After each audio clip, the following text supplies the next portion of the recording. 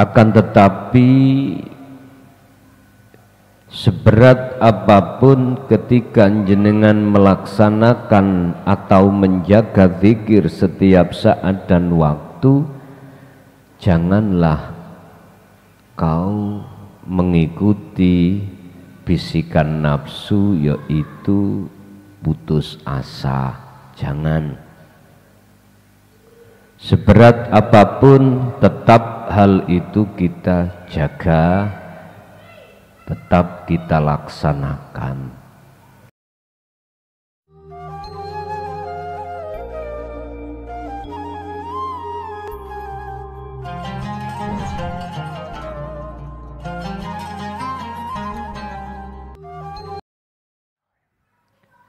Assalamualaikum warahmatullahi wabarakatuh. Ila hadratin Nabil Mustafa Rasulillah sallallahu alaihi wasallam wa ala alihi wa azwajihi wa dzurriyyatihi wa qarbatihi wa ali baitihi wa ashabil kiram wa ila jami'il anbiya wal mursalin wal awliya was syuhada was salihin wat tabi'ina tabi'ina salihina ila yaumiddin wa ila abaina wa ummatina wa azdadina wa syekhina wa auladina wa azwajina wa dzurriyyatina wa jami'i man ta'allama fi hadzal kitab, khususan ila Syekh Ibnu Athaillah wa furuhi wa usulihi wa masayikhihi wa ali baitihi lahumul fatihah.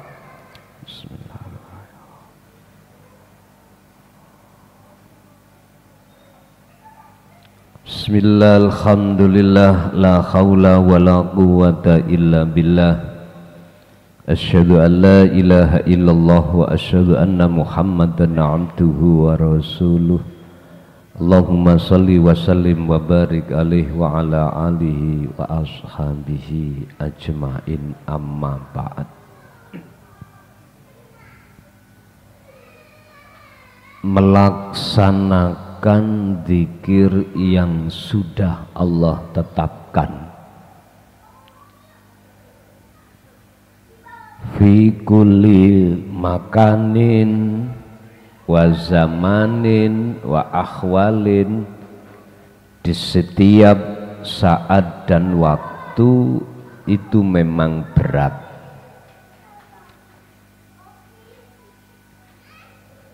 Menjaga tali Allah,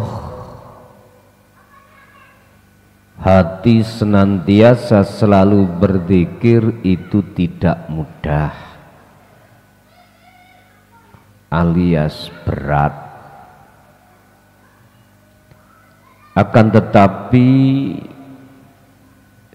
seberat apapun ketika jenengan melaksanakan atau menjaga zikir setiap saat dan waktu, janganlah kau mengikuti bisikan nafsu, yaitu putus asa. Jangan. Seberat apapun tetap hal itu kita jaga, tetap kita laksanakan. Berkenaan dengan hal itu, kita masuk di dalam kajian pasal 159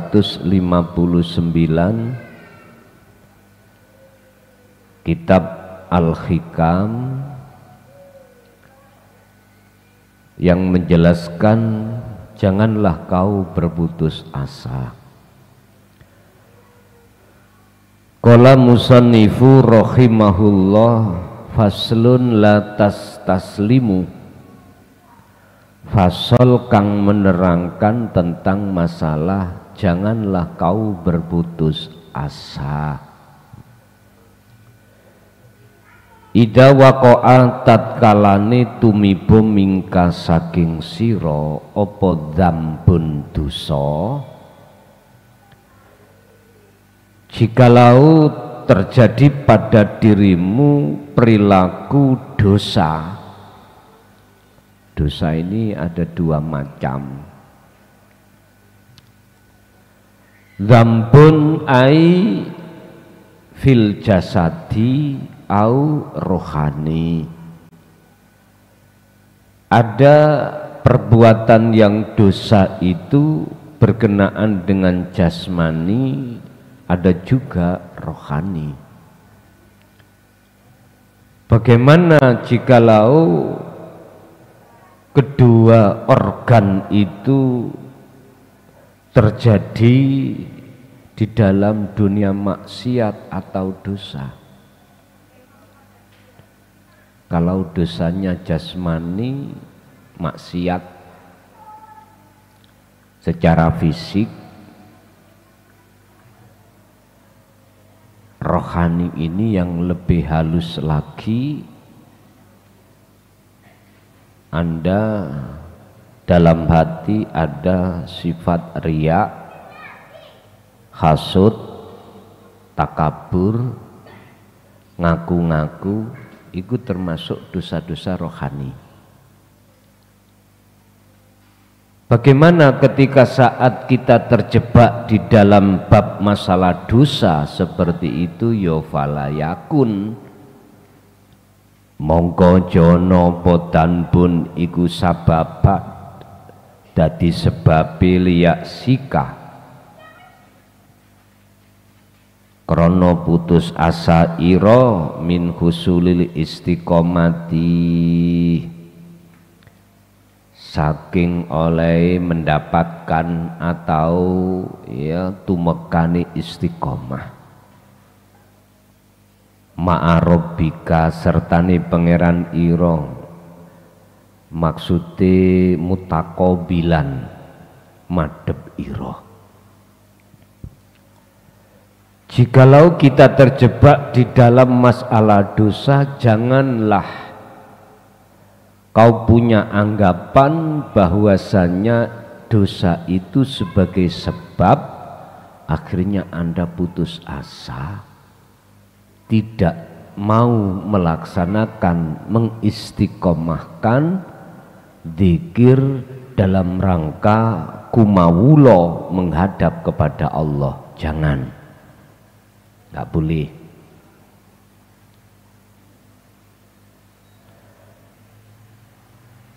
Yang namanya keistiqomahan dalam berzikir ikut tetap jenengan pegang, sekalipun jenengan iki terjebak suatu saat di dalam dunia maksiat. Sehingga janganlah perkara maksiat dosa itu sebagai sebab Anda melepaskan keistiqomahan berzikir. Jangan. Faqad yakunu mongko teman-teman ono apa zalika mengkono dosa akhirat dan biku dadi akhiri perilaku dosa kutira den tentokake apa danbun alaika ing atase sira. Sebab siapa tahu dosa yang kau lakukan itu, maksiat yang kau lakukan itu adalah maksiat atau dosa yang akhir buat Anda. Ketika siapapun Anda terjebak di dalam bab masalah dosa atau maksiat baik secara lahir maupun batin, kudiro alaika, itu sudah Allah tentukan. Maksud hati ini tidak mau terlibat, tapi berhubung Allah memaksakan kehendaknya Anda melakukan terjadinya satu maksiat, maka janganlah maksiat itu menyebabkan Anda itu lepas dari zikir. Pun ini kecoki. As-sarhu utawi sarai latai asu ojo putus asa sira kabeh min ayakuna saking yen to ana apa al istiqomatu istiqomah iku fi ibadatillah ing dalem oleh nyawiji ira maring Allah. Janganlah kau berputus asa tentang masalah zikir yang selalu Anda jaga keistiqomahannya, karena dengan bentuk keistiqomahan Anda lah yang nantinya asalnya zikir itu berat akhirnya jadi ringan. Hatta yusajjiaka sehingga ndorong ka ing sira ala fi'li dzunubi ing atase hatta yusajjiaka sehingga ndorong sira ala fi'li dzunubi ing atase nglakoni dosa ukhra kang liya li annaka krana sak temene sira iku qad irtakabta teman-teman terjerumus kejegur sapa sira danban ing dosa bil fi'li kelawan agawe. Ngeten,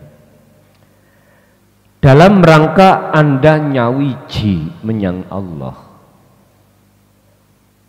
dengan selalu istiqomah memegang zikir, kok Anda kedorong oleh nafsu dalam diri Anda melakukan maksiat, maka jangan pernah kau melepaskan zikir itu, dan jangan kau jadikan sebab maksiat itu kau lalai dari Allah. Jangan. Kok bisa? Karena di dalam maksiat itu juga ada Allah. Ini nggak bisa dibuat-buat, Pak, Bu. Wis tak maksiat ae iku ana Gusti Allah. Bendawina sapa nang lokalisasi. Gusti Allah tok, Gusti Allah. Aku tanya, ketika saat itu hatimu kemana? Ngikutikah nafsu yang ada di dalam dirimu dan ataukah Tuhanmu? Kalau itu Tuhanmu, tondone Anda tidak lepas zikir. Kalau Anda tidak lepas zikir, kok Allah tetap menterjadikan? Inilah Pak yang ku maksud maksiat menjadi taat itu di sini. Mbun salah paham sampean.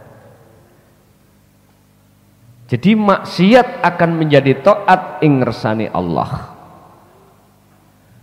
Berarti barometerin napa? Zikir. Istiqomah zikir tersebut. Wartikabul maksiatilan utawi oleh ngelakoni maksiat iku layamna ora bakal bisa nyegah apa maksiat minal istiqomati saking istiqomah fil ibadati ing dalam kumawula. Ida kana tatkalane ono apa maksiat iku mujarrodan wis terlanjur kepeksa. Artinya wis ketetapane Allah.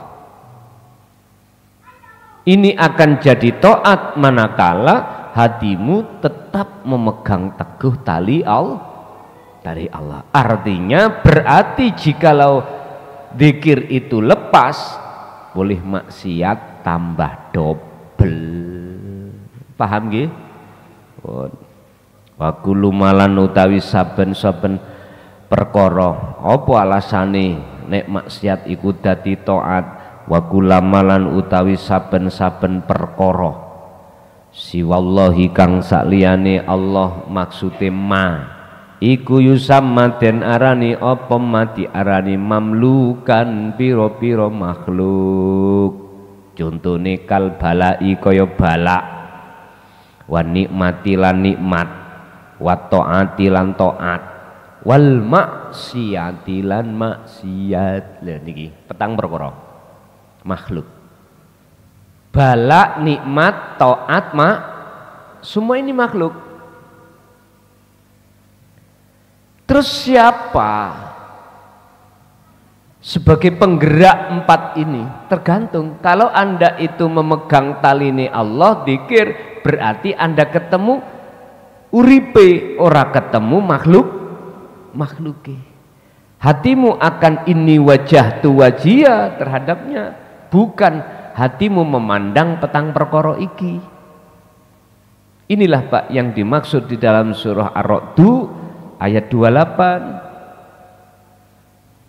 Orang-orang mukmin yang hatinya selalu tentram, damai, jenjem, itu disebabkan bisa babi dzikri. Karena sebab dia memegang tali yaitu dzikir tadi. Ala bi dzikrillahi tatmainnul qulub. Disitulah dia selalu akan menjaga, tidak memandang makhluknya tapi memandang Allahnya. Yaqulu khalidawu sapa Allah Ta'ala fi surat Yusuf, ing dalam surat Yusuf, ya bunayya hu anakku. Niki ceritane dulure Nabi Yusuf iku njaluk izin bapake Nabi Yusuf. Yusuf ambek Bunyamin dijak jalan-jalan tamasya alasane, tapi dulu-dulure liyane iku ada hasud di dalam hati, merasa sing disayang ayahnya itu cuma Nabi Yusuf. Sebab ketika Nabi Yusuf itu bermimpi bertemu bintang, Yusuf cerita kepada ayahnya. Ketika ayahnya diceritakan, ayahnya bilang, Yusuf, jangan pernah mimpimu ini kau ceritakan pada saudaramu. Jangan pernah. Pun diugemi Pak. Sinten bapak Nabi Yusuf ya? Yakub. Beliau berpesan pada saudara-saudaranya, jogonen adikmu iki nek kok jak tamasya jaga. Oh injih, padahal niate dihabisi.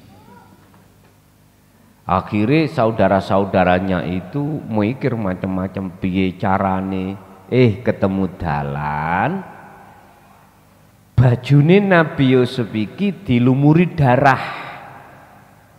Nanti dijadikan sebagai alasan kalau Nabi Yusuf itu dimakan serigala. Akhirnya Cak Yakub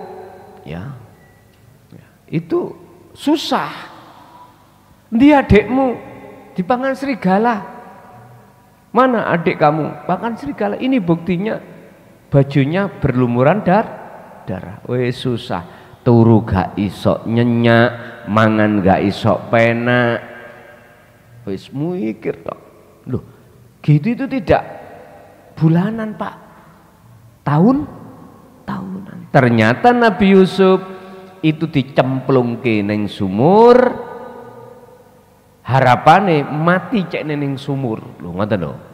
Ternyata ceritane gak ngono.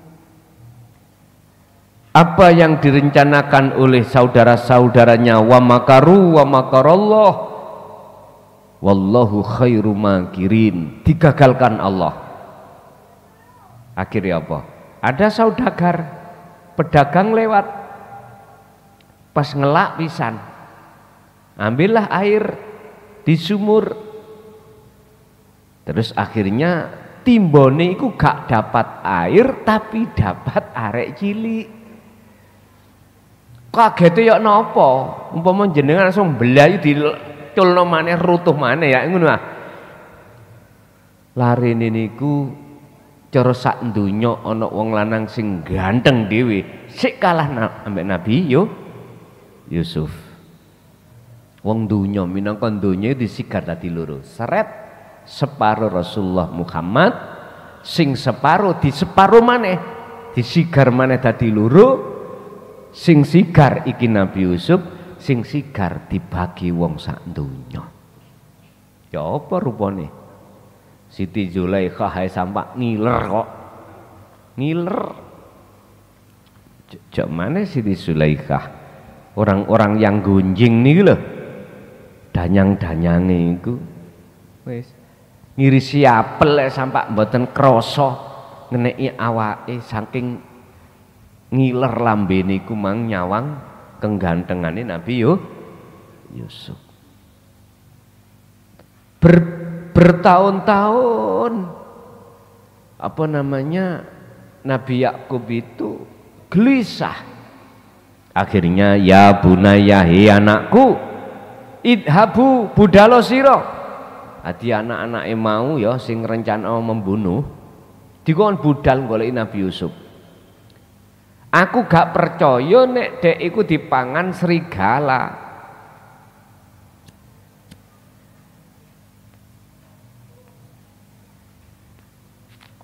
Firasat yang ada pada diri Nabi Yakub itu sudah Allah kasih kalau Nabi Yusuf isih gesang, masih hidup. Saudaranya diusir, disuruh untuk mencari. Fatahassasu padha ndolek ana sira kabeh dulur-dulure Yusuf mi Yusufa untuk mendapatkan Nabi Yusuf atau nemokno Nabi Yusuf wa akhihi lan dulur-dulure Yusuf walatai asulan ojo podo putus asa sira kabeh min rauhillahi saking mapak utawa nampa rahmati Allah. Bahasa Yusuf niku kan bahasa sindiran. Cerita aslinya apa? Min rauhillah, kemakrifatan. Keusulanmu terhadap Allah inilah yang dimaksud min rauhillah. Walatai asu min rauhillah.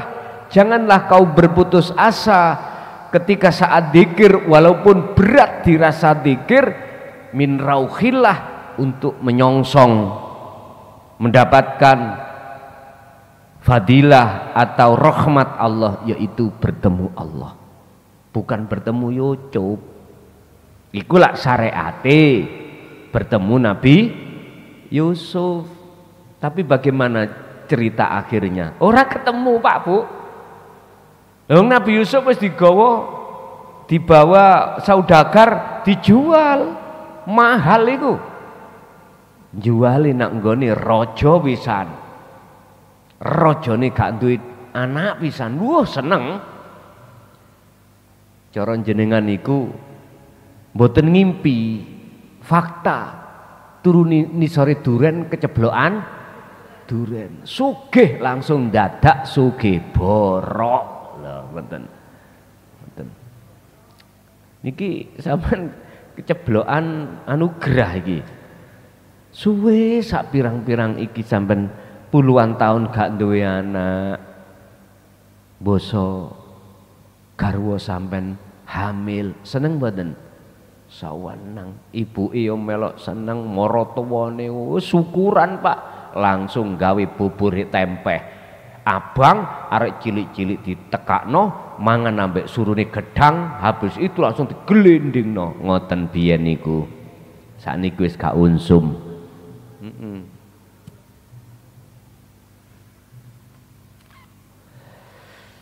Karepe iki ketemu Allah. Innahu sak temene ngono iku rahmat. Innahu sak temene ruh iku layai aswaja. Oh tidak ada ono putus asa mirauhillah illa qaumul kafirina, kejaba wong sing atine ketutup. Wis Tidak ada bagi Anda itu kata putus asa, walaupun berat dirasa dzikir, kecuali illa qaumul kafirin, kecuali orang-orang yang hatinya dikunci oleh Allah. Wes. Jadi saudara-saudaranya tadi Pak mencari, dilihat di sumur biyen ono kene. Dulu ada di sini. Sob, si ono awakmu dibengok. Mboten enten, tambah wedi. Dulur-dulur mau sing terlibat wis tah mboten saged turu, mboten saged wis tah melok susah. Susah nek diamuk Nabi Yakub. Akhirnya Yusuf sudah besar Pak Bu, ada di Mesir. Yusuf termasuk apa? Ahli takbirur ru'yah. Ahli ini menerjemahkan mimpi. Suatu saat raja niku mimpi ana sapi lemu pitu dipangan sapi kuru pitu. Wah, iki Yusuf iki sok terjemah nopo gak iki? Mari dengar di dalam penjara itu ya. Di penjara itu ono penjara 2 itu mimpi diterjemahkan. Yang satu memang betul-betul mimpi, yang satu itu tidak, epok-epok. Yang satu akhirnya bebas, yang satu dipenggal. Akhirnya terdengarlah Pak di dalam istana bahwasannya Yusuf itu jitu. Tahu jitu nggih? Cocok oleh ngimpen. Celun Yusuf kon rene. Jaluk Pak. Ya jelas sampai pengawal dah. Ngene penjara durung bebas iku nek kepingin mulih iku ya dikawal kok. Mbok mati misale, mohon maaf. Wong Jawa Timur ngoten. Bapak mati, dulure mati, jauh izin nangane kalapas, mohon izin untuk kunjung karena keluargaku meninggal, dibikinkan, tapi dikawal Pak. Siapapun begitu, protapnya memang begitu, karena manusiawi diizinkan. Nah, situ sing diculno tapi didengkek mawon, dikongkon dadi tamping luar. Tamping luar itu bagian parkir, resik-resik di luar penjara. Tapi iku wis napa cara nabi niku sudah lulut. Tahu lulut ya? Apa lulut itu? Jinak, ngoten wis jinak. Tapi yo sik diawasi ae, ngoten. Dipanggillah Yusuf, akhirnya dikongkon nerjemahkan. Sob, aku duweni impi. Apa artine? Itu tadi. Aku iki ngimpi ono sapi lemu jumlahe 7 dipangan sapi kuru pitu. Lah sing nerjemahno iku bukan Yusuf, Pak. Sing nerjemahno iku pangerane. Langsung dijawab, Baginda mohon izin. Ya silahkan, bahasanya kan ngoten, mohon izin. Maksudnya sapi kerbau atau sapi lemu 7. Ini ada 7 masa di mana negeri sampan iki makmur. Lah sapi pitu itu tadi sing kuru kok makan sapi lemu itu nanti akan mengalami peceklik 7 masa. Masa itu bisa dikatakan bulan, 7 bulan monggo. Kalau tahun, 7 tahun monggo.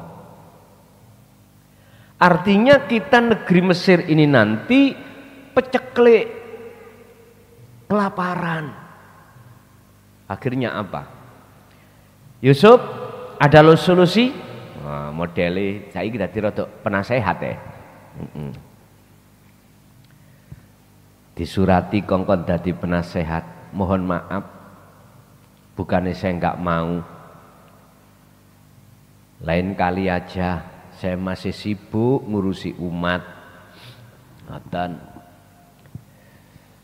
Karena ditengarai apa isi materi ini adalah ilmu tentang ruhaniyah, ben gak banyak korupsi, piye carane pejabat iku mau kudu dididik tentang ilmu ruhaniyah.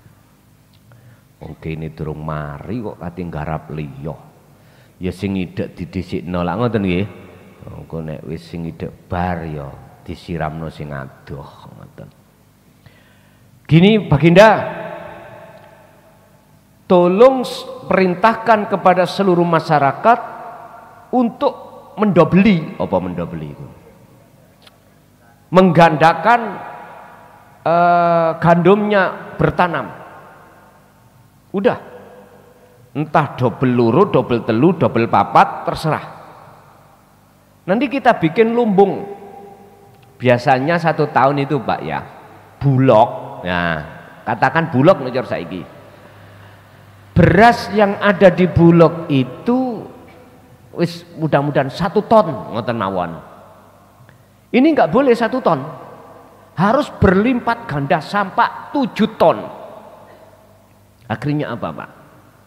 Masyarakat diperintahkan oleh rojo tadi untuk bertanam. Nek cara sakniki kepala desa yang tahu, ada program pemerintah negara ini pertahanan pangan. Jadi uang dana desa ini 20% kalau nggak salah harus dialokasikan terkait masalah pertahanan pangan. Wah, kula puluh healing, mosok YouTube iki katene muntul ngoten. Ya sebabano kok didelok mawon. Akhirnya apa? Betul Pak. Ketika saat raja memerintahkan pada masyarakat, masyarakat laksanakan. Jadi tanah-tanah yang asalnya tidak ditanduri, tidak ditanami, tanami. Ya apa? Bagaimana caranya menghasilkan 7 ton? Akhirnya tercapai Pak. Ketika saat masa itu datang, maka termasuk negara Mesir saat itu tidak terjadi kelaparan. Dan disitulah pertemuan antara saudaranya Yusuf yang tadinya menjegurkan sumur, apa menjegurkan juga? Menyemplungkan ke sumur, itu diperintahkan oleh wis gak ngrekena raimu. Diperintahkan Nabi Yakub untuk ke rojo ke Mesir. Lah pada saat itu Nabi Yusuf jadi perdana menteri. Ini menurut cerita di Quran. Akhirnya keluarganya, saudaranya ke sana tidak ingat kalau itu Yusuf. Ya sudah besar ya Pak, sudah besar. Tapi Nabi Yusuf dikasih Allah pengingatan yang kuat terhadap saudaranya. Singkat cerita wis kesuwen niki. Allah mempertemukan saudaranya terhadap Yusuf itu di saat Yusuf dalam keadaan jadi perdana menteri. Iki apa sih Pak artine? Ngeten lho asline. Siapapun jenengan kalau menemukan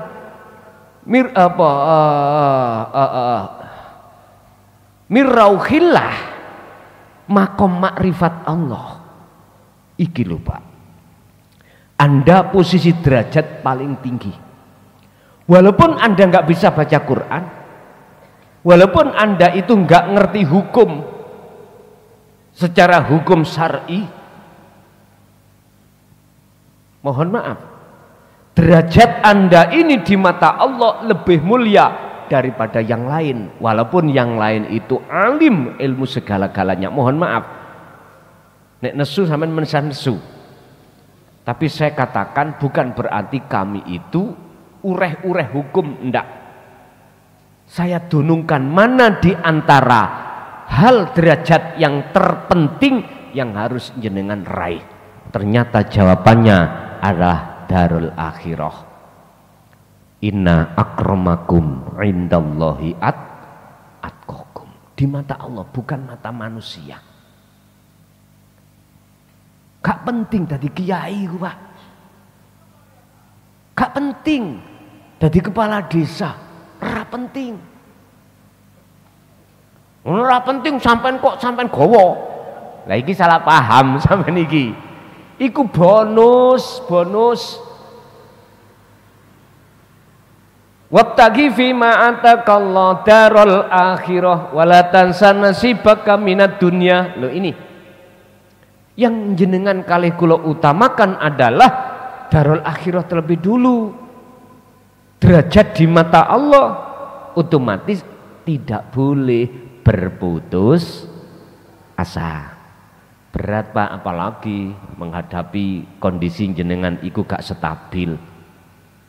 Berhadapan istri, suami, anak di rumah bayuh. Ngeluh, endas niki kok kena dicepot, wis tah sak enak-enake sampean dele pondok wis gak gembul bojo, gak gembul anak, ati njogo mung dzikir tok, cuman nek bengi kaduken. Tahu kaduken nggih maksude? Ya wis, betah-betahno Pak Pun. Betah-betahno. Temen betah-betahno. Sebab olehnya Anda sabar di situ, di balik kesabaran Anda itu tidak akan dihukumi Allah orang yang berputus asa. Justru Anda di situ masuk di dalam surah napa wau? Surah Yusuf ayat 87.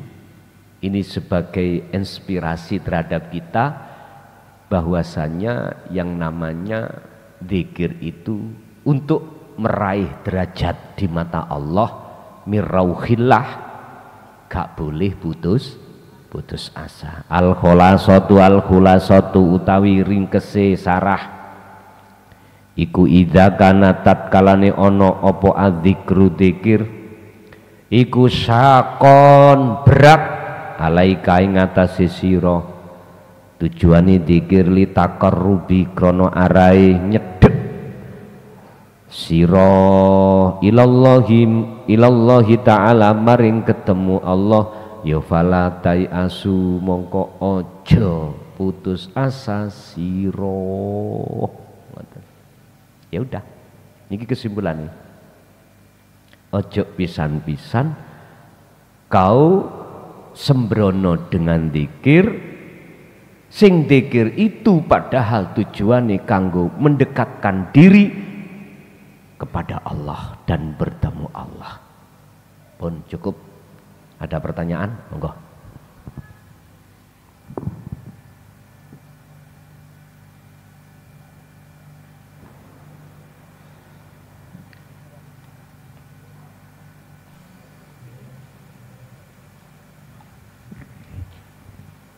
Assalamualaikum warahmatullahi wabarakatuh.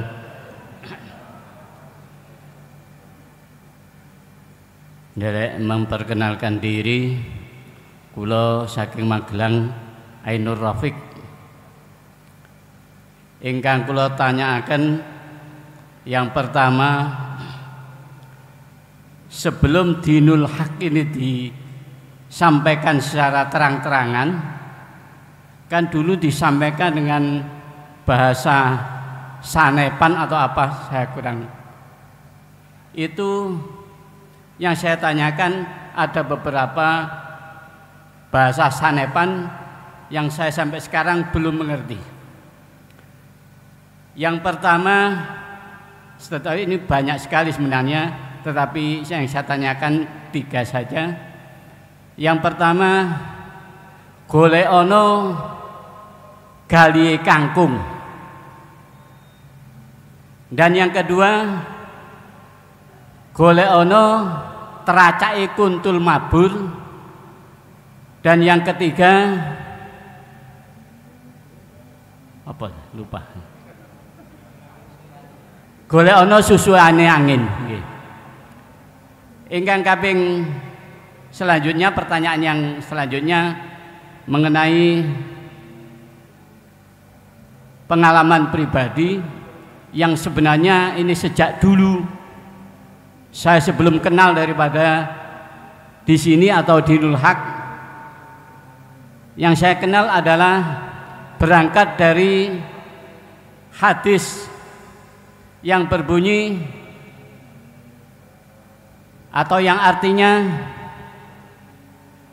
barang siapa yang mengenal dirinya maka akan mengenal Allah.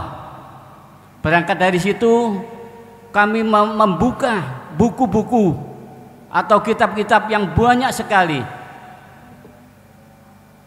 tetapi saking kepingin kula ngerti itu, sampai di jalan pun saya pun berpikir untuk mengetahui itu. Dan akhirnya pada saat di jalan saya berkendara sepeda motor, pada saat itu di hati saya berbunyi, "Yo aku iki Allah," katanya. Langsung pada saat itu saya seakan-akan sudah tidak mengerti apa-apa. Di jalan pun saya berjalan itu pun saya tidak tahu, saya berjalan seakan-akan saya mobil gitu,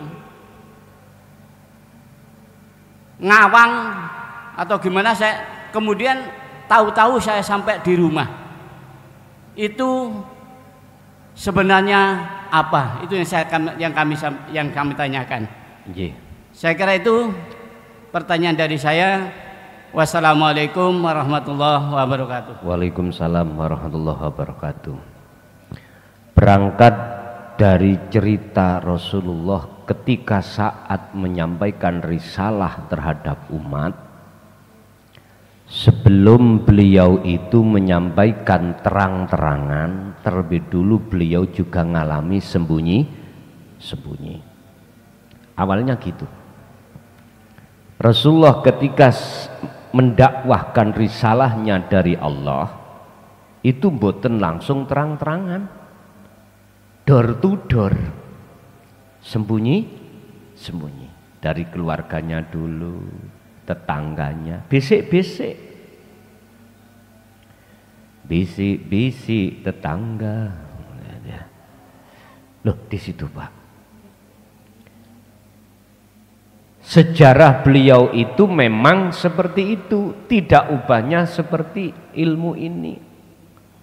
Dulu rahasia, sehingga bentuk kalimat, 3 kalimat yang dilontarkan tersebut itu bentuk sembunyi-sembunyi. Gali kangkung lah, tracae kontul mibertah, susuane angin kah, iku aslinya tidak ada maksudnya adalah wujudnya Allah, dan tidak terlepas dari hadis qudsi, man arafa nafsah faqad arafa rabbah. Yang kedua pertanyaan mang, barang siapa yang kenal tahu dirinya, urip iki le ning awake iku bukan makhluk. Lah, bisanya Anda itu ketemu hidup di dalam diri atau di luar diri, kalau itu wujudnya Allah, taruhane mau adalah pegang teguh tali Allah, zikir kai. Pun hanya itu. Kuncinya ada di situ. Kuncinya ada di situ. Memang berat. Apalagi kondisi jasad ngalami keterpurukan urusan dunia, susah. Tapi itulah memang harus kita lewati. Jadi maksudnya gali kangkung itu adalah urip, baik di dalam maupun di luar diri kita. Fikulli mukawwanat khafiyun ai hayyun wa huwa wujudullah. Di setiap diri manusia makhluk itu ada sesuatu yang rahasia, yang halus banget, yang disebut hidup. Itulah wujudnya Allah. Kenali, temui. Itulah hadis yang dimaksud man arafa nafsahu, barang siapa yang kenal dirinya, tahu dirinya siapa? Aku Allah, itu tadi jadinya begitu. Maka yofakot arafa robbahu, maka dia dikatakan kenal Tuhannya. Yes. Sampeyan tinggal ngitung umur kari berapa tahun. Hitung-hitung dhewe. Kapan kita dipanggil Allah is dead. Harapan kitab iki mengatakan manfaatkanlah sisa umur kita yang tinggal sedikit dalam rangka takarrub li takarrubi ilallah, untuk mendekatkan diri dan bertemu Allah. Jalannya hanya satu, zikir. Wis iki ringkese ngaji sing gak ono batas sih, kuncinya mak jeketek zikir. Al-Fatihah.